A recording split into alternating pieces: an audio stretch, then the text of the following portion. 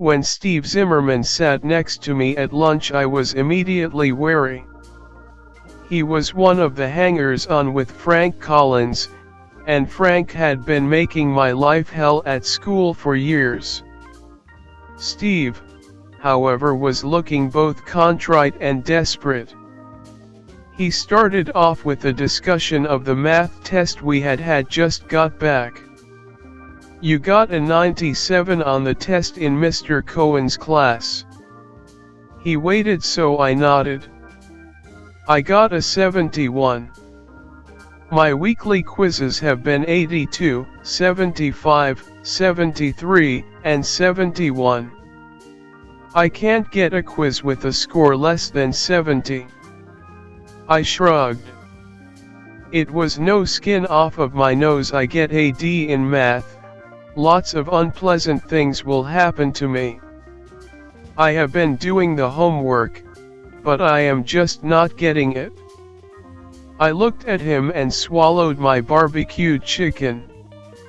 I can see where this is going. I need a tutor, without going to a regular tutor.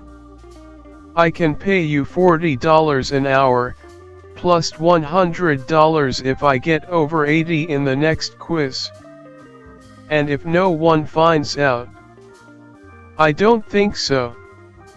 You have been with Frank and his perpetual yellow girl remarks. I will enjoy seeing you get D's in math."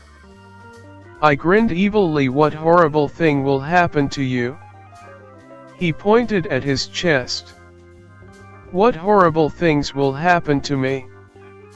I will lose the car, and I will have to go the 4 miles to school on an old bike. No allowance. 8:30 curfew." He pointed at me. "What will happen to you will be all kinds of things. I can be creative. But I don't want to threaten, I want to make you want to do this. You will do a better job. But I can threaten if you want that." He waved his hand at Frank and his crew, and they came by my lunch table and went past, giving me a look as they went past. I looked at him. "No one is supposed to find out." He shrugged. "For Frank and his cronies that this is just typical harassment of that annoying smart short Vietnamese girl. For me it is the end of the line. I have to get a C or better in AP Math. No questions. My parents would see anything else as an insult. Frank and the rest of them take ordinary, or even remedial math. I have to do better." I stared at him. I gulped. "Or my life will be beyond hell." I don't want to emphasize that. He looked contrite again. "I will find other tickets for Frank. This is a target-rich school. And $40 a session, tax-free, plus $100 at the end of term would be very helpful for you. The hot dog place let you go on Sunday. I know how that is going to hurt you. You needed that." I gave him a look. "I intensely don't want to do this." I stared at the ceiling dreamily.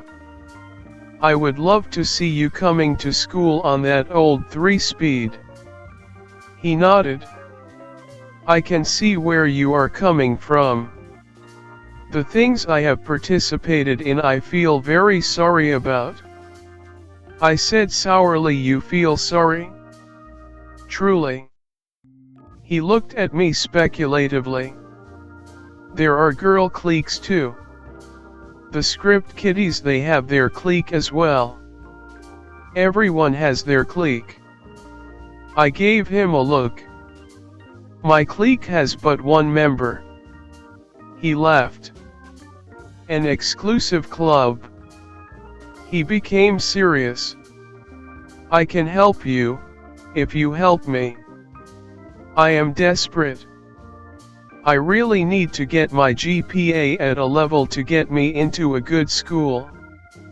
So how are we going to do this so no one finds out? He looked relieved. My dad owns a small gym. A bunch of exercise bikes and other exercise machines. Behind it is an empty storefront.